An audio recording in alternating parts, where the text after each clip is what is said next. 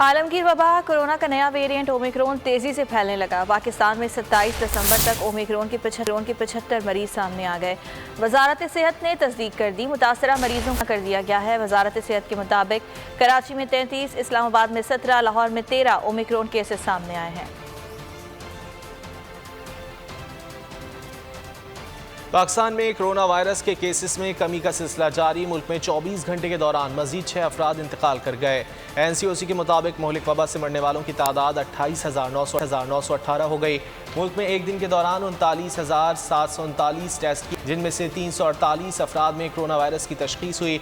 24 घंटे में कोरोना मुस्बत मरीजों की शरह 0.87% रही। 648 मरीजों की हालत अब भी तशवीशनाक है। सब्सक्राइब करें और बेल दबाएं ताकि कोई खबर रह न जाए।